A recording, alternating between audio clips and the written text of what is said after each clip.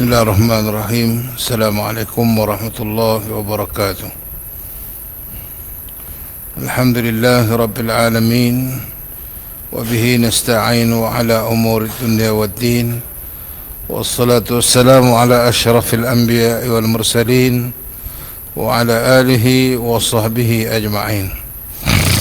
Subhanaka la ilma lana illa ma 'allamtana innaka antal alimul hakim.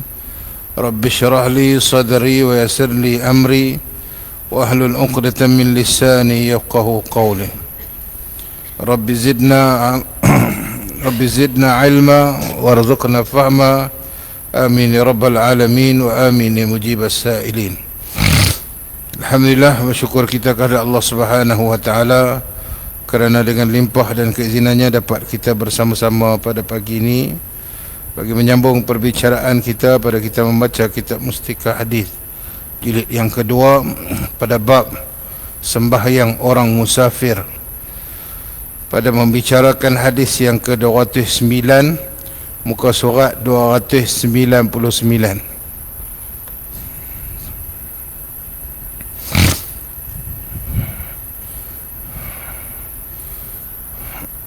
Dalam seminggu ni kita dikejutkan dengan beberapa berita ataupun isu yang berkaitan dengan sensitiviti agama Islam dan orang Islam, khususnya di yang berkaitan dengan azan dan kalimah Allah. Azan merupakan syiar Islam yang paling besar bagi umat Islam, dan setiap kalimah yang terkandung di dalam azan itu adalah rangkuman daripada akidah yang dianuti oleh umat Islam. Kenapa azan tu begitu besar maknanya kepada orang Islam? Sebab apa yang dilaungkan atau diungkapkan melalui azan itu mempunyai makna yang tersendiri terhadap akidah umat Islam. Di dalam lafaz kalimah azan itu terkandung lafaz membesarkan Allah dan mengagungkannya, dan juga kalimah syahadah, yakni mengakui tiada Tuhan yang berhak disembah melainkan Allah, dan Nabi Muhammad itu pesuruh Allah, dan menzahirkan rasa cinta kita kepada Nabi, mengajak umat Islam agar mendirikan solat, dan juga menyeru umat Islam agar berusaha untuk berjaya dunia akhirat. Dan ia disyariatkan ketika masuknya waktu solat. Cuma ada satu saja azan yang boleh azan tak masuk waktu solat, iaitu subuh. Yang lain masuk waktu baru boleh azan, tapi subuh tak masuk waktu pun boleh azan. Sebab mengambil kisah tentang satu ketika Bilal ibn Rabah, dia bangun, dia azan, lepas itu dia makan, baru Abdullah ibn Maktum azan lagi sekali, baru dia berhenti makan. Cerita tu bulan puasa, maknanya boleh subuh boleh azan dua kali. Di Pulau Pinang boleh azan subuh dua kali. Baik, kembali kepada persoalan, di antara perkara yang perlu dijaga ketika azan itu ialah perkara-perkara yang berkaitan dengan syariat azan itu sendiri. Azan menandakan masuknya waktu.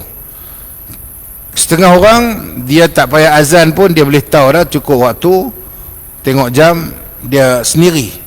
Ada orang semata-mata menunggu azan, ada tak lagi tak bang, dia tak buka pulsa, dah masuk dah, tak bang lagi, rupanya hari tu mikrofon rosak, 7.45 baru dia buka pulsa. Pun ada jugalah, tapi lah ni dah banyak cara. Ada apa, dalam jam pun ada, dalam handphone pun ada, macam-macam cara.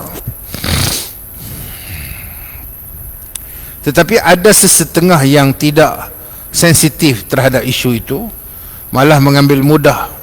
Kononnya mungkin mengganggu ketenteraman awam. Tapi sebenarnya benda ni telah dimuktamadkan sekian lama dan semua orang kena terima macam tu. Yang kita yang nak sensitif ni kita kena jaga. Kadang-kadang cara kita menyebabkan membangkitkan lagi kemarahan orang. Pada saya macam mana pun tak apa, yang penting syiar kena jaga. Itu je.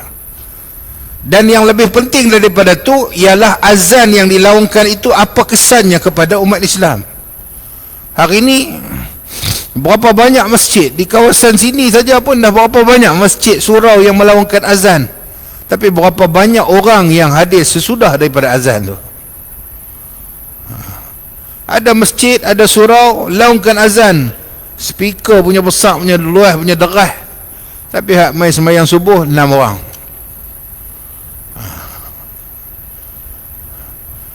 Setiap kali bila mai ma'al hijrah, masuk tahun baru Islam, cari pejabat agama. Pasal apa? Nak minta kalender, nak tengok waktu solat. Dah dapat kalender tu, tengok pun tak ada kalender tu macam tak boleh sembahyang. Tak dengar azan ni macam tak boleh sembahyang. Padahal dia dengar azan, kadang-kadang jawab azan pun tak. So tanggungjawab kita besar, bukan hanya nak mempertahankan syiar Islam melalui azan, tapi menyahut seruan azan. Di awal tadi dia kata, jika manusia tahu apakah kelebihan melaungkan azan dan saf yang pertama di dalam solat, mereka tidak akan mendapatkannya kecuali dengan mengundi. Nescaya mereka akan mengundi, berebut-rebut untuk memperolehi kedua perkara itu. Kalaulah mereka tahu akan kelebihan bersegera menunaikan solat, pasti mereka akan bersegera. Dan jika mereka tahu kelebihan solat Isya dan Maghrib secara berjemaah, pasti mereka akan hadir solat walaupun dengan merangkak hadis riwayat Bukhari. Kelebihan azan itu sendiri, kalau kita tahulah, memang berebut nak jadi Bilal, berebut nak mai. Ini kadang-kadang dah azan duk makan lagi semain Jumaat, duk relax lagi kan. So sama-sama kita ambil iktibar daripada apa yang berlaku, dan sebagai umat Islam kita kena sentiasa peka dan sensitif dengan isu-isu seperti ini. Walau bagaimanapun, tanganilah sebarang isu yang berkaitan dengan sensitiviti agama kita itu dengan bijaksana. Ud'u ila sabili rabbika bil hikmah wal mau'izatil hasanah wajadilhum billati hiya ahsan. Perkara-perkara yang baik ini diselesaikan dengan bil hikmah. Alhamdulillah isu tu pun selesai lah. Sekarang ni isu yang melibatkan kalimah Allah, yang tu kita bagi orang lain fikir, bagi pemikir-pemikir dan juga orang yang membuat hukum fikir macam mana nak buat. Baik. Orang musafir, selain daripada dibenarkan menghimpunkan sembahyangnya, mereka juga dibenarkan untuk menjamakkan sembahyangnya ataupun qasar dengan jamak taqdim ataupun jamak takhir. Selain daripada jamak, dia boleh qasar, dia boleh jamak himpun, dia boleh qasar pendekkan. Kalau dia nak jamak tak mau qasar pun ikut suka dia, tapi kalau dah ada offer macam ni, ambil lah. Jamak qasar boleh, jamak taqdim pun boleh, tapi jamak apa, taqdim pun boleh, jamak takhir pun boleh. Yang tak bolehnya jamak takyah. Dia tak payah sembahyang terus. Pasal apa? Dia kata aku musafir, tak apa, saat ni balik aku qada. Duk biasa budaya qada ni patutnya tak boleh ada dah. Zaman lah ni zaman kita mengaji, bukan kita tak mengaji. Dulu kita tak mengaji. Tu yang pi padang besar pada pagi sampai ke petang, balik qada 17 rakaat, subuh pun tak sembahyang. balik sampai dia dan satu waktu yang Isya di rumah, hak lain lagi 13 rakaat semua qada. Usalli fardal subhi raka'ataini qadaan lillahi ta'ala, zuhur qada, asar qada, maghrib qada. Tu dulu. Lah ni kita dah mengaji, dah banyak kuliah-kuliah pengajian, dah banyak yang kita belajar, takkan kita nak masih qada semayang? Qada semayang ini hanya dibolehkan pada perkara-perkara yang diharuskan oleh syarak. Tu pun bukan erti kata qada. Contohnya kalau orang yang tertidur, ni pagi ni kita tak sedar apa, semalam letih sangat, macam mana ke, ataupun gula naik ke darah tinggi naik ke apa ke, makan ubat lena tak sedar abang apa, jaga-jaga 7.40 Allahu Akbar, subuh habis. Pada ketika itu adalah subuh pagi kita. Maknanya bila sedar-sedar tu kena pergi ambil semayang terus.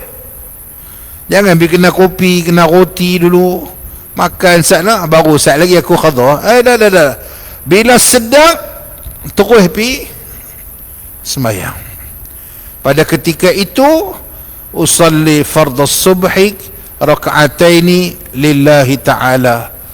Pada ketika itu tidak ada lagi subuh, bukan adaan, bukan tunai lagi. Aku semayang fardhu subuh 2 rakaat.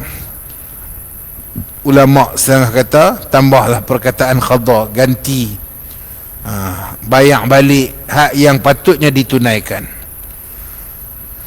Terlupa, teralip macam mana ke apa ke, tak ingat, Allah aku tak semayang zuhur lagi. Pada ketika itu bila teringat tu ambil yang semayang. Jangan bila teringat dulu, nanti saya aku pergi goreng ikan dulu apa semua, masak siap-siap baru nak semayang. Yang tu tak boleh.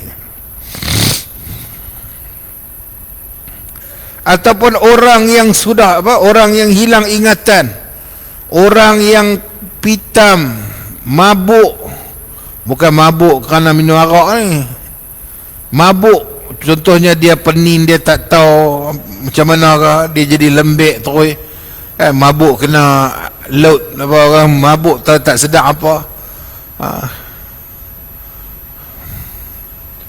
Pada ketika itu dia boleh semayang, dia boleh qada dalam arti kata yang lain. Saja tinggal ni tak boleh qada. Tapi kita tak semayang, satu hari kita ada 5 lubang yang kita kena tutup. 5 lubang. Tiba-tiba lubang zuhur, asar, subuh, zuhur, asar, lubang. So macam mana kita nak tutup lubang tu? Kita dah jalan dah ni, nak buat ni, depan ni kita dah jalan ke depan dah, ni yang lama-lama nak tutup macam mana? Kan? Ada setengah ulama kata, buatlah sekadar mana mampumu, dan kemudian minta ampunlah pada Allah Subhanahu wa taala. Buatlah. Ada takat mana dan takat mana buat. Ada setengah orang dia punya pulun qada sampai yang lain pun tak buat. Tak boleh juga. Hak sunat-sunat kena ambil juga. Yang dah lepas itu atas sebab kejahilan kita tu, kita minta ampun banyak-banyak pada Allah. Mudah-mudahan Allah ampunkan dosa kita. Pada masa yang sama, kalau ada ruang, ada jalan, kita qada lah, ganti sikit-sikit, satu hari, satu waktu. Lepas itu sembahyang sunat, lepas sembahyang sunat, sembahyang qada, sembahyang fardu, sembahyang sunat, sembahyang qada, sembahyang fardu, sembahyang sunat, sembahyang qada. Boleh. Subuh bila nak qada, Ustaz? Subuh cari waktu lain, jangan lepas sembahyang subuh ni buat apa qada. Tak lagi orang heran pula kan. Baik. An Anas bin Malik radhiyallahu anhu qala kana an-nabi sallallahu alaihi wasallam idza irtahala qabla an tazigha asy-syamsu akhkhara az-zuhra ila waqti al-'asr ثم نزل فجمع بينهما فإن زاغت الشمس قبل أن يرتحل صلى الظهر ثم ركب.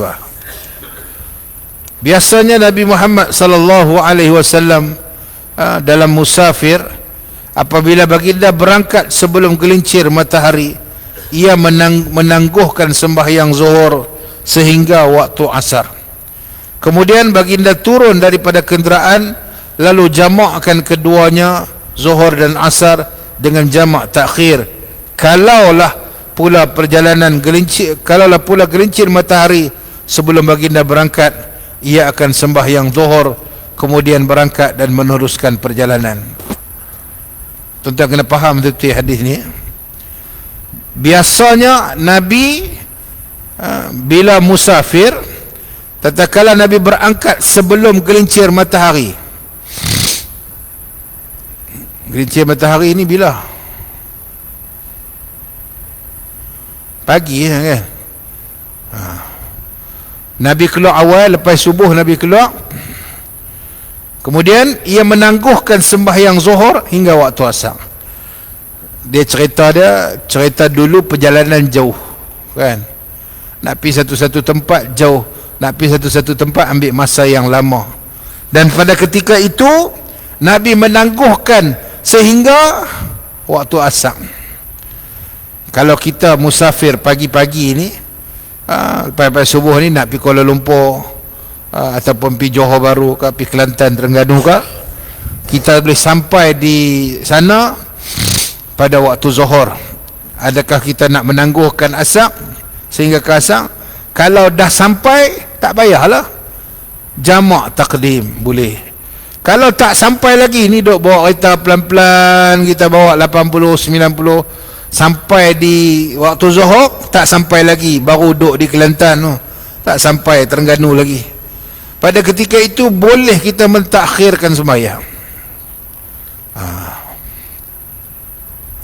Kemudian dalam hadis ini yang kedua, sekiranya kita keluar lepas pada tu, memang kita dah tahu memang tak dan dikhawatiri kita habis waktu zuhur, kita tak sampai lagi, kemudian eloklah, oleh kerana kita pun keluar lewat, maka bila sampai waktu zuhur, kita bolehlah jamak, jamak takdim, sembahyang, berhenti sembahyang. Okey.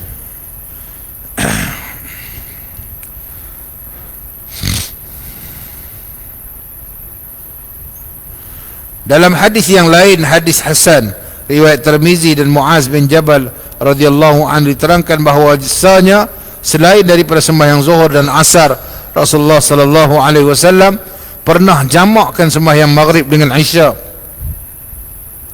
dengan jamak takdim dan jamak takhir. Jamak bermaksud menghimpunkan, takdim maksudnya mendahulukan, takhir maksudnya menangguhkan.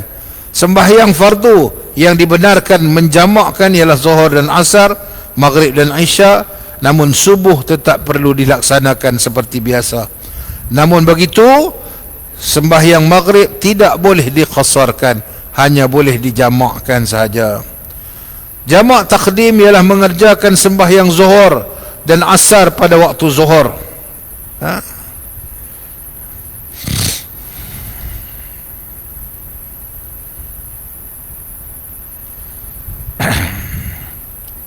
Mula-mula sembahyang zuhur 2 rakaat, setelah memberi salam diiringi dengan sembahyang asar 2 rakaat. Jamak takdim maghrib dan isya pula ialah mengerjakan sembahyang maghrib dan sembahyang isya pada waktu maghrib. Mula-mula sembahyang maghrib 3 rakaat kerana ia tidak boleh diqasarkan, lalu memberi salam diiringi dengan sembahyang isya 2 rakaat. Adapun jamak takhir ialah mengerjakan sembahyang zuhur dan asar pada waktu asar, mengerjakan maghrib dan isya pada waktu isya.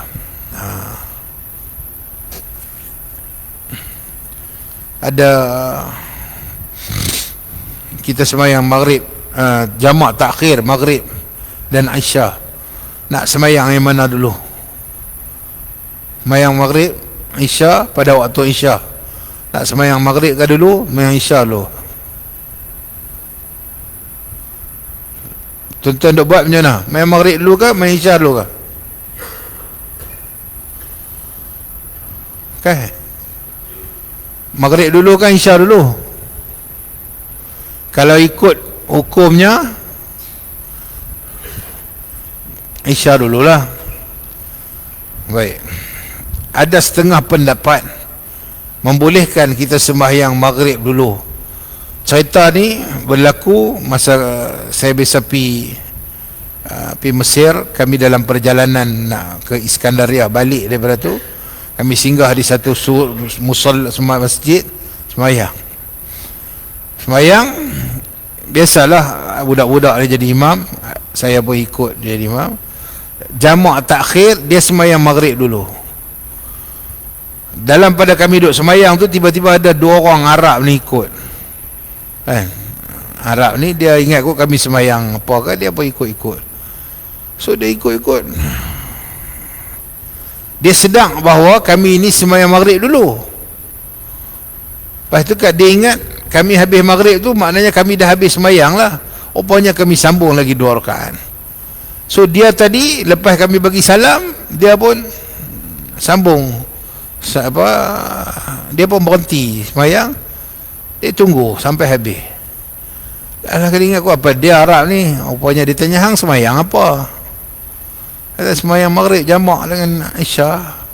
Dia kata tak boleh. Dia kata hang kok mana pun kalau nak semayang takhir, hang kena semayang waktu tu dulu. Lepas tu baru semayang waktu yang kedua tu.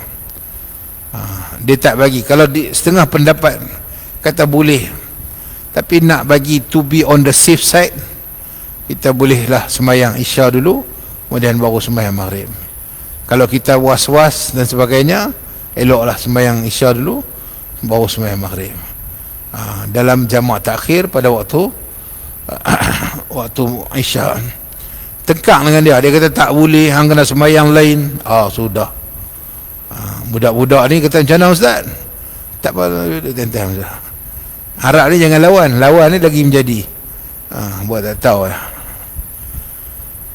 Baik, syarat jamak takdim.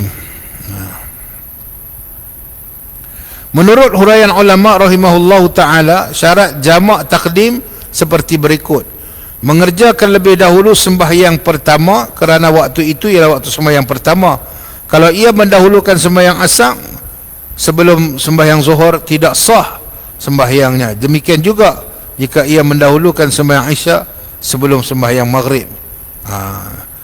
Jamak takdim kena sembahyang hak tu dulu. Zuhur dulu, maghrib dulu. Kemudian berniat menjamakkan sembahyangnya pada sembahyang pertama. Usalli fardhal maghribi 3 raka'atin majmu'an. Jangan khosran majmu'an pula. Majmu'an. Sahaja aku sembahyang fardu maghrib jamak dengan Isya 3 rakaat kerana Allah Ta'ala. Kemudian hendaklah kita mengerjakan sembahyang itu berturut-turut. Habis satu sembahyang terus. Jangan habis satu sembahyang pergi minum kopi, tak lagi isap rokok sebatang, baru masuk pula anda buat apa ni? Dah jamak tadi tak habis. Tak boleh. Okey. Ustaz, saya bahasa Arab niat susah tak erti. Tak apa, niat dalam bahasa Melayu, sebab yang penting niat tu dalam hati. Ketika mana takbiratul ihram, Allah, masa tu yang niat yang penting. Yang usalli fardhu maghribi 3 raka'atin majmu'an ni, yang ni lafaz niat, dia untuk menzahirkan niat kita. Sebab tadi kita entah di mana-mana ni nak masuk semayang, ulama kata eloklah kamu menzahirkan niat itu supaya tidak terganggu dengan niat yang lain. Maka boleh nak niat macam tu pun boleh, tak mau lagu tu pun tak apa. Allah, masa duduk takbiratul ihram tu niat dalam hati, aku sembahyang fardu maghrib 3 rakaat jamak dengan Isya kerana Allah Ta'ala. Dalam bahasa Melayu. Tapi jangan sebutlah kan, doa Allahu Akbar sahaja aku. Bila masa nak sebut Allahu Akbar dalam hati. Sebab tu dia kata kena ada qasad ta'arud dengan ta'yin. Baik. Adapun jamak takhir adalah seperti berikut: berniat mengerjakan sembahyang sebelum luput waktu sembahyang yang pertama. Bila kita melintasi waktu sembahyang zuhur, sedangkan kita tak mau nak sembahyang zuhur lagi, kita nak tak, takhirkan sembahyang zuhur, dalam hati tu kena niat siap-siap. Aku sembahyang Zuhur pada waktu asar, aku jamak Zuhur pada waktu asar. Niatlah, maksudnya kena ada lintasan hati yang nak bagi tahu dekat kita bahawa aku tak mau sembahyang lagi, bukan sebab aku tak mau sembahyang, sebab aku nak jamak sembahyang, macam tu. Dan syarat dia tu mestilah di dalam waktu berkenaan. Ataupun ni dah keluar ni, dah siap dalam kereta apa, habang kat orang perempuan kita dengan anak-anak kita semua ni, saat ni kita jamak takhir, yang tu tak kira niat. Masuk dia yang tu boleh habaq aja, dia bukan niat. Saat lagi bila sampai masuk waktu Zuhur, tengok 1.25, masa tu bagi tahu kat anak-anak, niat dalam hati nak jamak takhir. Boleh. Masa ketika tu baru dikira niat.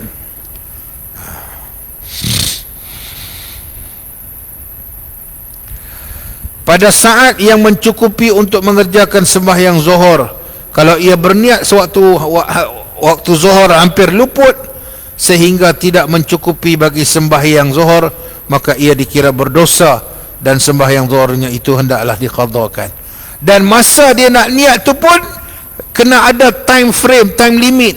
Maksudnya katalah masuk waktu asar 4.39, tiba-tiba 4.35 baru nak niat jamak takhir, yang tu tidak dikira.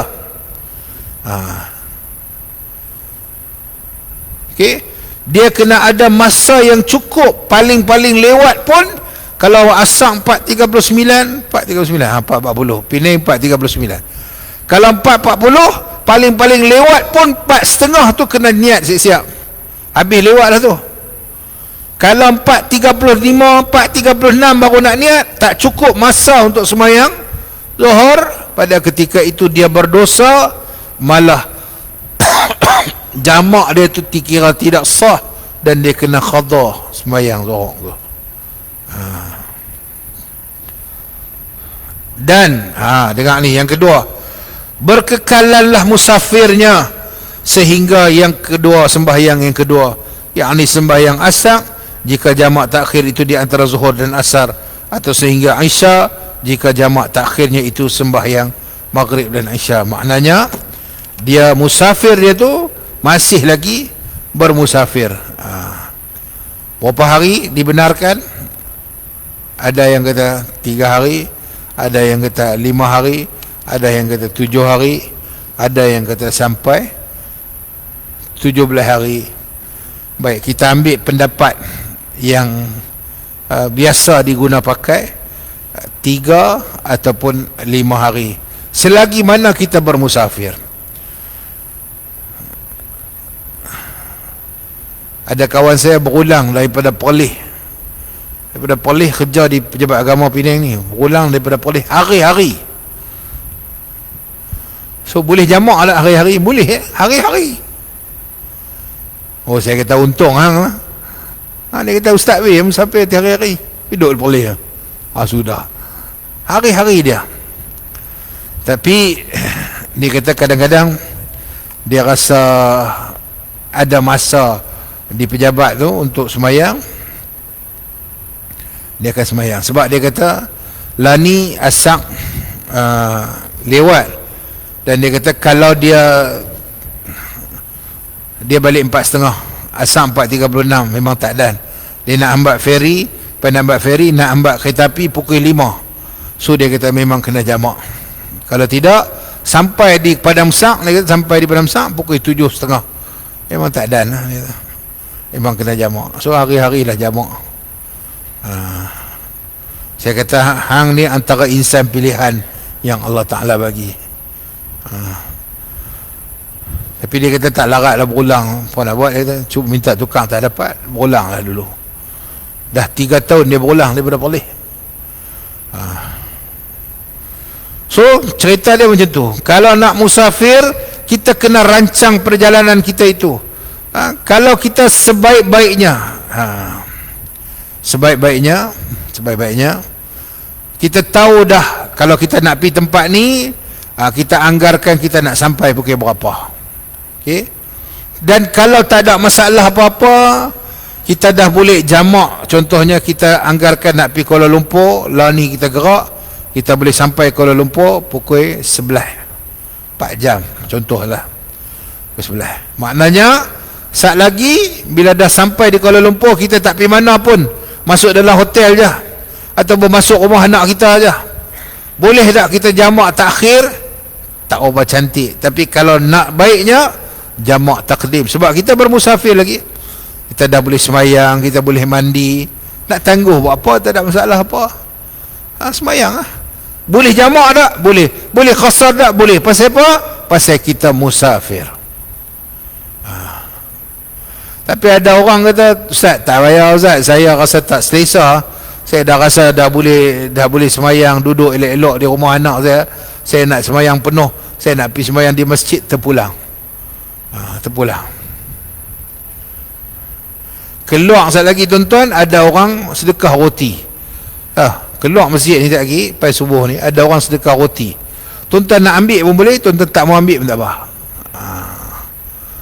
Kan? Tuan-tuan ambil, tuan-tuan dapat lah makan. Kena pula roti sekaya ke, ataupun apa,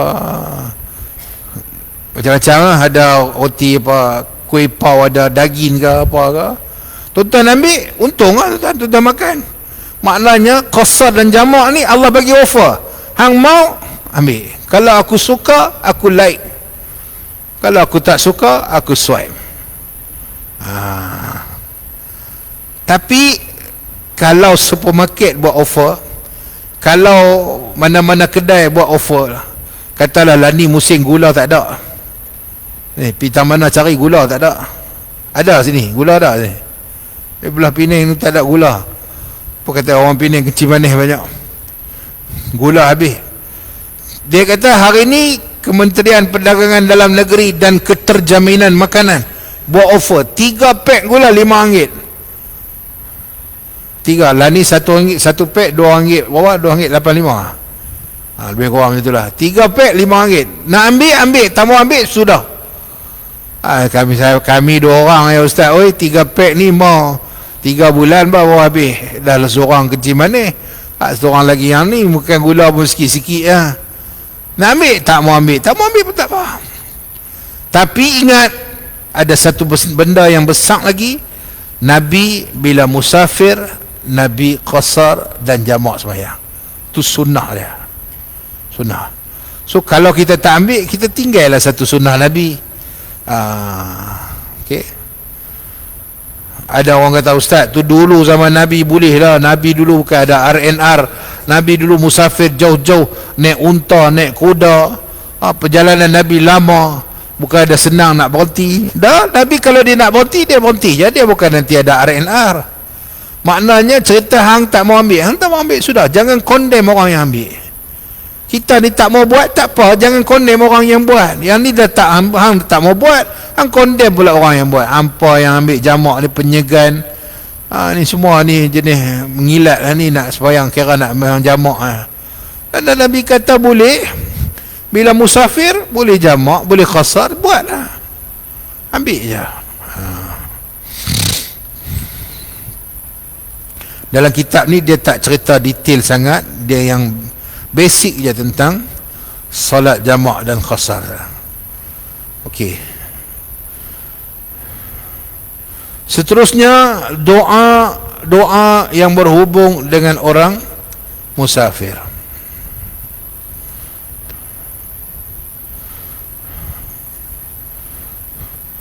Di dalam hadis juga diberikan panduan mengenai doa yang sunat dibaca oleh orang musafir semasa melangkah keluar, meninggalkan rumahnya dan keluarganya, dan semasa ia dalam perjalanan juga, semasa ia kembali dengan selamatnya. Ni musim orang dapat tawaran pergi Mekah ni. Ada siapa dapat pergi Mekah kata ni? Apa orang ada karya kita? Tak dengar.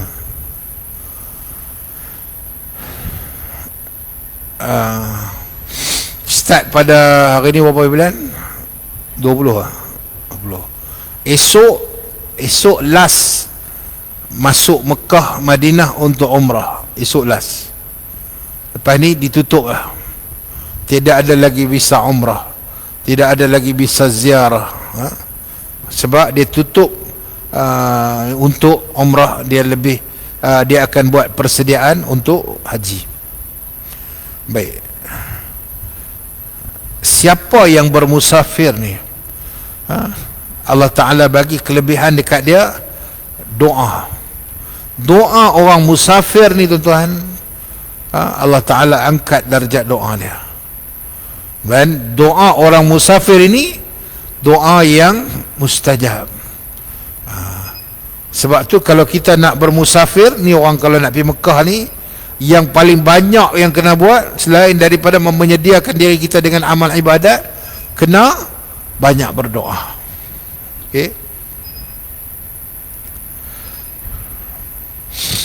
Dalam masa melangkah keluar daripada rumah, disunatkan membaca Bismillahi tawakkaltu ala Allahi la hawla wa la quwata illa billah. Bismillahi tawakkaltu ala Allah wa la hawla wa la quwata illa billah al-aliyyil azim pun boleh.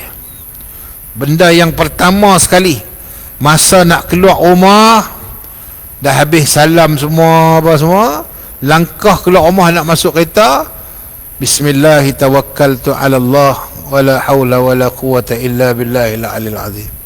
Boleh. Ada setengah ulama kata tambah, wa kafa billahi wakila, cukuplah Allah itu sebagai penjaga, wakil. Wa kafa billahi syahida, cukuplah Allah itu sebagai saksi, tengok. Boleh.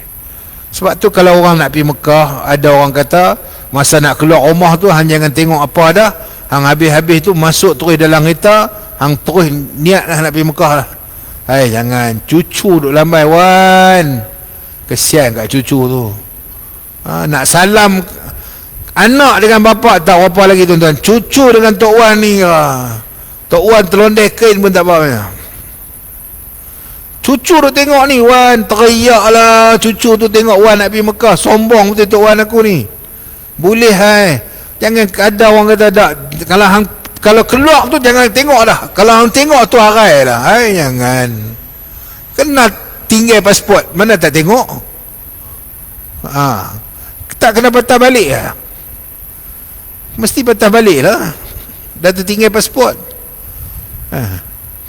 Tak apa, salam. Yang tak bolehnya, bila kita nak musafir, kita niat melengah-lengahkan. Nak musafir pergi lah, tapi salam semua, cium tangan, peluk, ni nak pergi Mekah ni. Kena azan tak? Yang tu terpulang. Kalau masuk waktu nak azan boleh. Nak pergi Mekah azan ni sebenarnya hanya kebiasaan yang biasa dilakukan, bukanlah satu benda yang qat'i kena buat. Sebab kita menyahut seruan Allah, so bersempena dengan tu depa azan. Boleh tak? Boleh. Nak azan boleh tak? Boleh. Tak mau azan pun tak apa? Boleh. Tak ada masalah. Yang tak bolehnya, bila orang nak pergi Mekah, biasanya orang azan, tiba-tiba kita pergi qamat. Yang tu tak boleh. Orang suruh azan, hang pergi qamat. Macam apa? Orang yang memberi selamat jalan atau menghantar orang musafir itu pula disunatkan baginya membaca. Ni kita yang hantar ni kena baca juga doa kat orang yang pi tadi tu.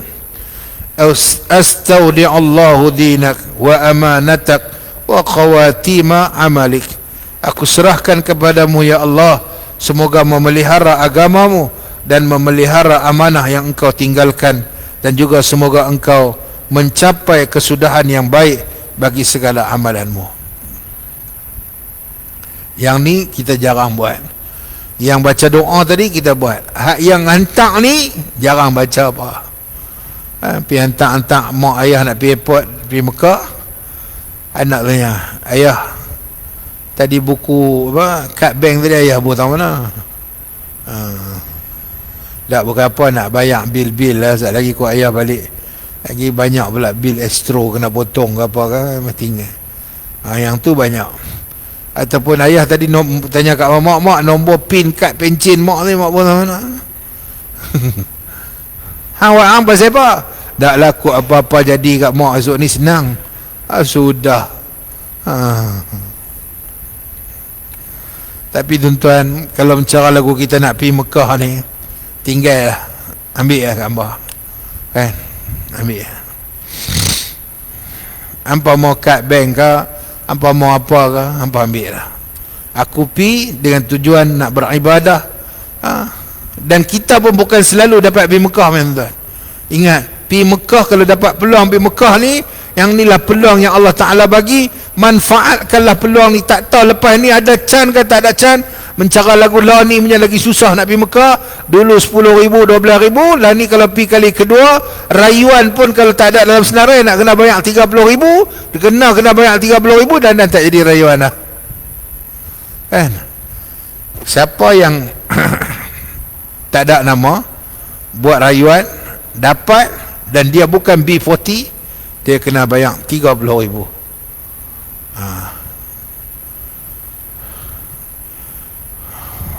Macam tu lah, kan? Betul, kalau tak ada orang tabung haji yang nak betulkan, boleh betulkan. Kalau tak silap saya, macam tu lah.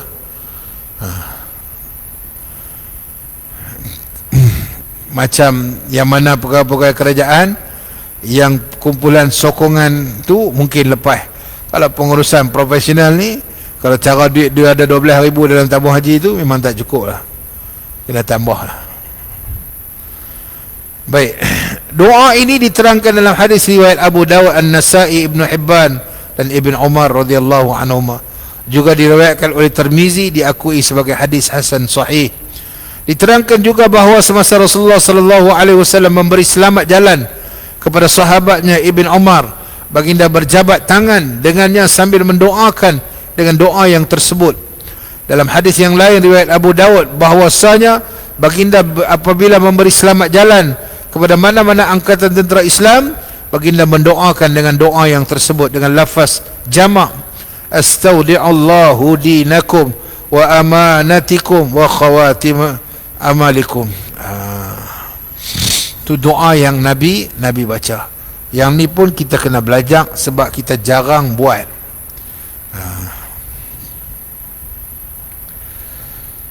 Didoakan, disunatkan juga mendoakan orang musafir dengan doa yang berikut: zawadakallahu taqwa wa ghafarallahu zambak wa yassara lakal khair khayshu ma kunt haitsuma kunt. Semoga Allah membekalkan kamu dengan takwa dan semoga Allah mengampunkan dosamu. Semoga Allah semoga serta memudahkan untukmu kebaikan di mana saja, haitsuma kunta, di mana saja kamu berada. Ataupun habis-habis sangat segan, habis segan lah. Ni orang nak musafir ni nak pergi dah ni, salam-salam semua. Dia tu kata ila liqa, sampai jumpa di masa dan ketika. Kita jawab fi amanillah, cukup. Yang tu kira habis segan lah. Fi amanillah, insya-Allah mudah-mudahan aman semua dalam keadaan sentiasa dalam lindungan Allah Subhanahu wa taala. Yang tu kira paling rendah lah. Di dalam hadis ini dinyatakan bahawa Rasulullah sallallahu alaihi wasallam telah melafazkan doa tersebut semasa memberi selamat kepada seorang yang datang menghadap baginda dan menyatakan hajatnya hendak keluar musafir, serta meminta baginda membekalkan dengan doa restu. Doa ni Nabi baca kepada seorang sahabat yang mai jumpa Nabi, ya Rasulullah, aku nak bermusafir. Macam kita, anak kita nak pi ngaji. Ayah, ni saya nak balik, nak pi mengaji ni, ayah doalah bagi kat saya. Boleh. Zawadakallahu taqwa wa ghafarallahu zambak wa yassara lakal khair haitsuma kunta. Boleh. Ataupun nak baca doa yang pertama tadi pun boleh. Pada mulanya baginda mendoakan semoga Allah membekalkan dengan takwa, tapi ia minta ditambah. Lalu baginda mendoakan semoga Allah mengampunkan dosanya. Kemudian dia minta tambah lagi. Akhirnya baginda mendoakan semoga Allah Ta'ala memudahkan untukmu kebaikan di mana saja kamu berada. Dan orang yang bermusafir ini juga disunatkan mendoakan kembali kepada orang yang mendoakan untuknya, astaudi'ukallahu alladhi la tadhi'u wada'i'ah, aku serahkan saudara kepada Allah yang tidak akan hilang amanah yang diserahkan kepadanya. yakni Allah jua lah yang akan memelihara kamu di mana saja kamu berada sehingga sepeninggalanku bahkan setiap masa. Doa ini diterangkan dalam hadis riwayat Ibn As-Sani dan juga At-Tabrani dan juga Abu Hurairah, daripada Abu Hurairah radhiyallahu an. Dalam hadis ini Rasulullah sallallahu alaihi wasallam menyatakan, siapa yang hendak keluar musafir, hendaklah ia mendoakan orang yang tinggal dengan doa yang tersebut. Dalam huraian Imam Syaukani rahimahullah taala tidak menerangkan darjat hadis ini, sama ada hadis sahih atau hasan atau dhaif. Walau bagaimanapun, kandungan ini boleh digunakan sebagai ajaran baginya. Maknanya setiap kali nak musafir kena berdoa, kita doa balik kat dia, dia doa balik kat kita, kita doa balik kat dia.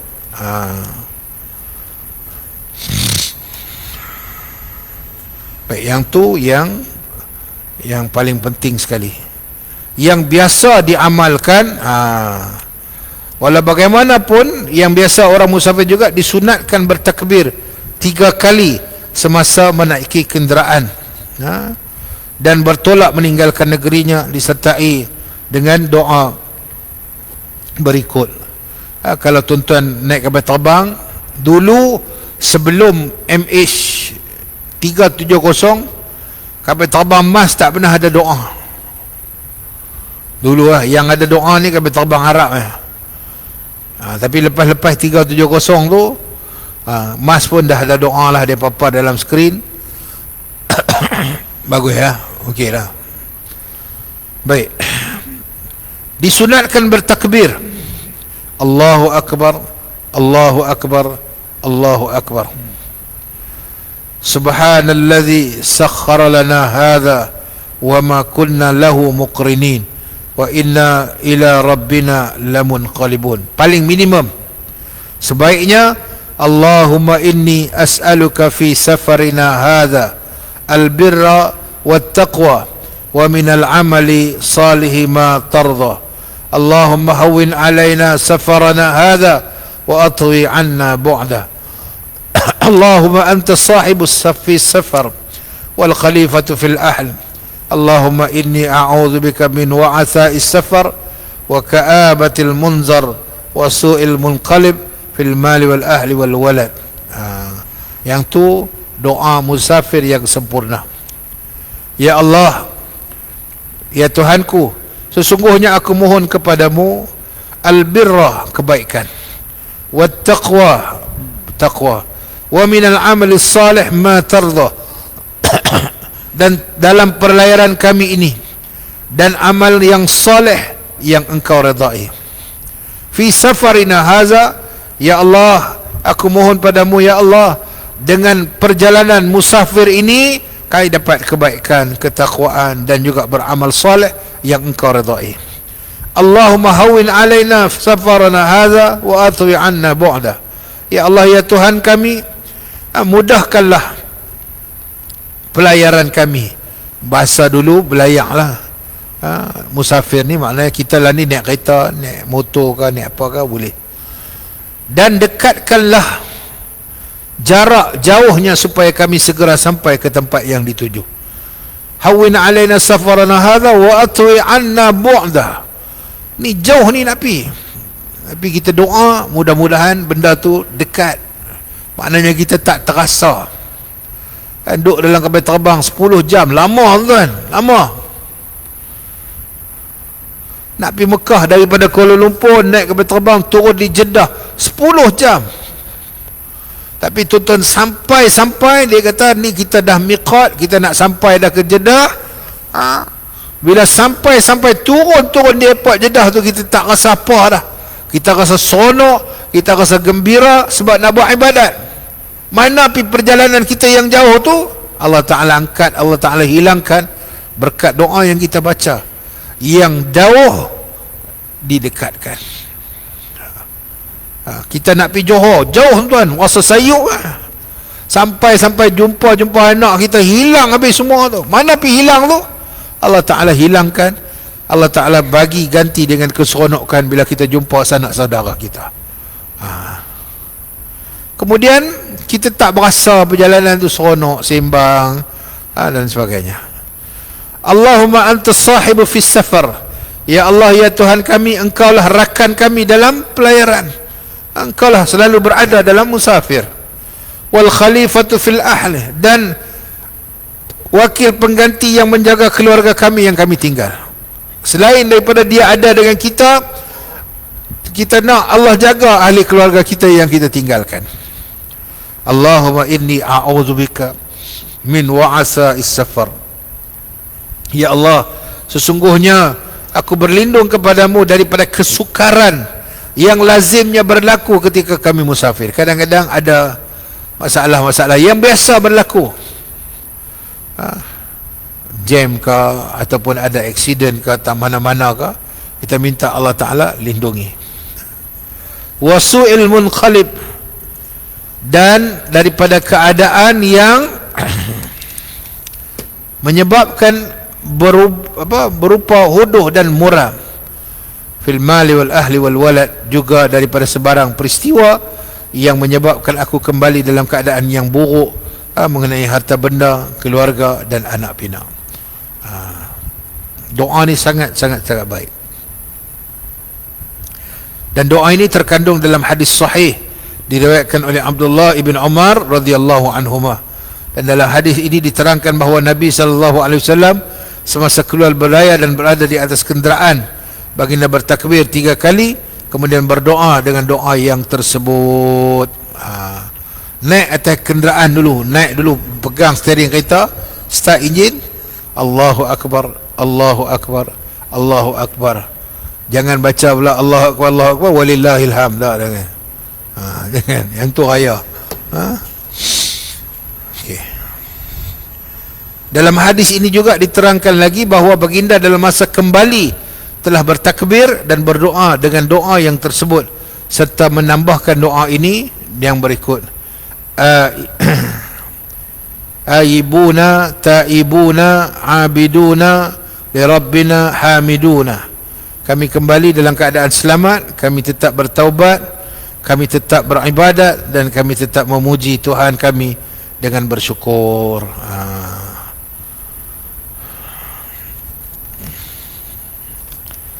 Demikianlah panduan Rasulullah SAW yang berikan secara khusus mengenai orang musafir. Semoga dengan itu perjalanan pergi dan balik berada dalam selamat dan sentosa. Bahkan baginda menerangkan lagi seperti yang tersebut dalam hadis Tabrani daripada Utbah bin Azwan radhiyallahu an, maksudnya apabila seorang daripada kamu memerlukan pertolongan dalam masa ia musafir, ketika ia berada di tempat yang lapang, yang lengang, yang tidak ada seorang pun di situ, maka hendaklah ia menyeru 3 kali dengan menyebut ya ibadallah a'inuna, ya ibadallah a'inun, ya ibadallah a'inun.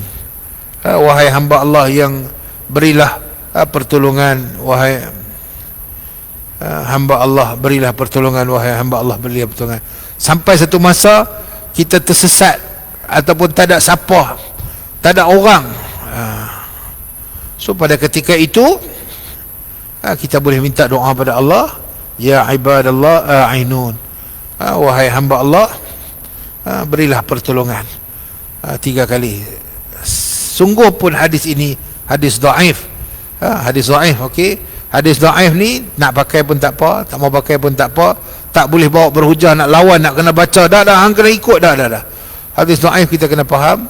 Dan kalau kita kategorikan hadis ini sebagai hadis dhaif, itu terpulang pada kita untuk kita sendiri. Maknanya kita baca doa, kita ambil intipati dia, berdoa saja. Baik, sebab kena hati-hati dalam baca hadis ini, kerana kalau hadis itu hadis palsu, kita baca pula dan kita habaq pula hadis ni hadis palsu, berat jugalah. Kalau kita tak tahu tak apa, kalau kita dah tahu, tuan-tuan boleh tengok takhrij hadis, tuan-tuan boleh cek dalam laman web takhrij hadis ni betul ke tak betul ke, status dia apa. Dalam ni dia tulis tu dhaif. Dhaif maknanya boleh beramal untuk diri sendiri, tak boleh berhujah dengan orang lain. Kalau kita nak pakai, pakailah. Maknanya kita kena berdoa. Okey.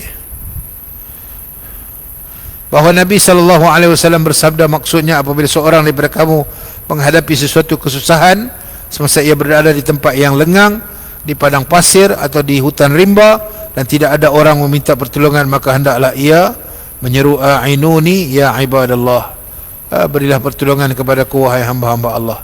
Pada hujung hadis ini baginda menerangkan seruan yang demikian itu kerana Allah mempunyai hamba-hamba Allah yang tertentu yang tidak dapat dilihat oleh orang lain, orang yang meminta pertolongan itu. Tujuan dia apa? Kita nak minta pertolongan daripada Allah Subhanahu Wa Taala, daripada sesiapa yang ada. Tiba-tiba tengah duduk, tiba-tiba ada seekor kucing, yang tu pun hamba Allah juga, kan? Kucing tu bawa kita jalan, ikut kita pun ikut lah. Tiba-tiba duduk tak ada apa, tiba-tiba kucing main, ikut. Contoh, saya bagi contoh. Hadis ini menjadi dalil tentang harusnya meminta pertolongan kepada makhluk yang tidak dapat dilihat oleh manusia daripada kalangan malaikat dan jin yang soleh. Perbuatan yang demikian tidaklah salah, samalah harusnya seperti perbuatan seorang manusia meminta pertolongan kepada seorang manusia yang lain apabila ia memerlukan pertolongan. Tapi kena berhati-hati dalam hal ini, kita kena jaga supaya kita tidak silap dalam mentakhrijkan hadis, dan kita jangan berhujah pada perkara-perkara yang kita tidak pasti demi menjaga kesucian agama kita.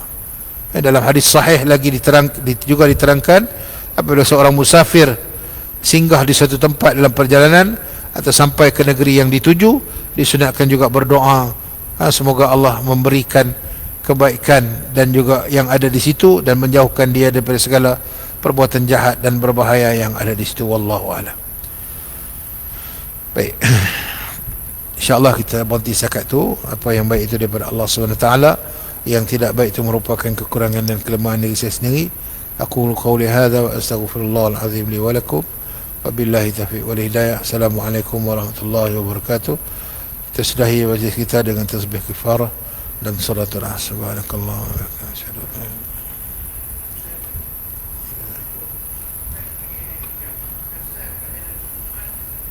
Ya. Baik. Kalau kita musafir selepas subuh, maknanya kita boleh jamak. Kalau kita musafir selepas subuh, kita kena cari jalan nak sembahyang Jumaat.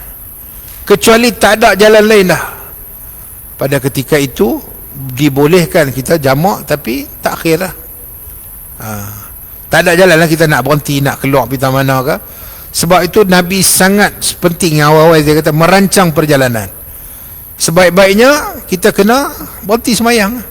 Kalau dah tahu nak keluar lewat, cari jalan lah, keluar highway tu, cari masjid-masjid yang dekat, pergi semayang. Kalau kita keluar lewat, kalau sebelum subuh tak apa, kita boleh. Okey. Yang tu yang melibatkan sembahyang Jumaat dan juga Zuhur lah, kan. Kalau kita keluar lewat pukul 10 lah baru nak keluar, maknanya kita sengaja melewatkan perjalanan kita, maknanya kita kena cari jalan nak berhenti, nak kena sembahyang Jumaat.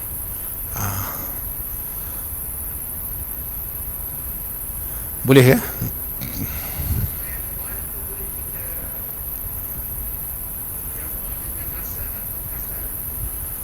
Baik. Oh, maksudnya sembahyang tu dia sembahyang Jumaat, kita sembahyang ni. Okey. Baik, kita sembahyang Jumaat kita dengan imam lah, kita dengan imam. Tapi pada masa yang sama niat kita tu lain lah. Kita niat kita lain. Niat kita tu sembahyang Jumaat. Tapi pada masa yang sama kita dalam hati tu kena ada niat main Jumaat juga. Tapi dalam hati tu kena ada niat, sekali lagi aku jamak dengan asar. Maksudnya, maksud saya faham tadi waktu. Yang ni maksudnya sembahyang Jumaat jamak dengan asar. Okey. Baik, saya tengok irsyad fatwa dah.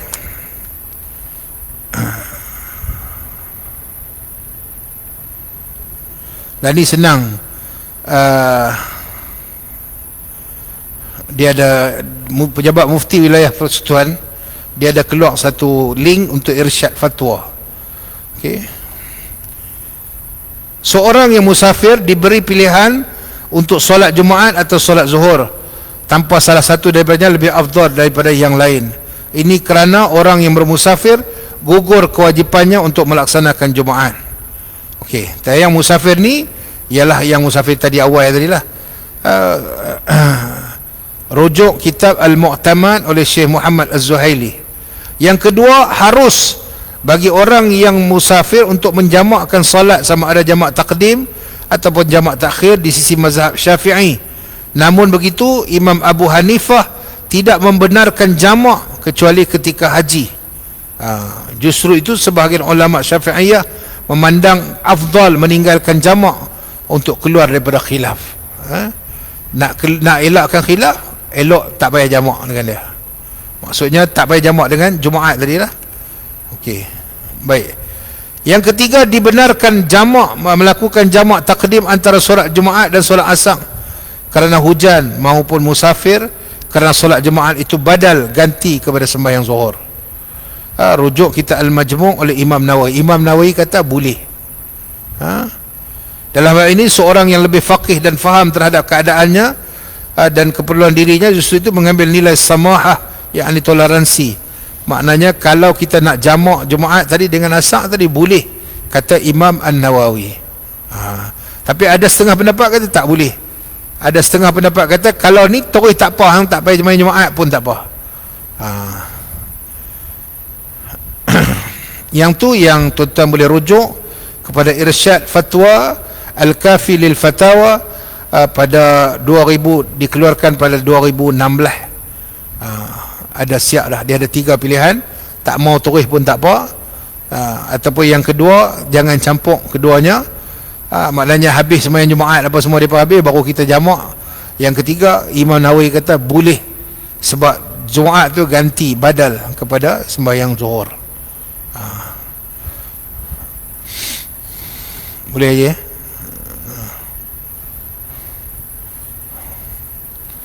Baik, ada yang lain-lain? Tak ada apa.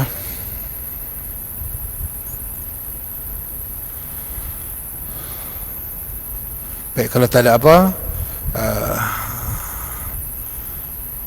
saya mohon kita sudahi dengan tasbih kafarah dan surat al-As.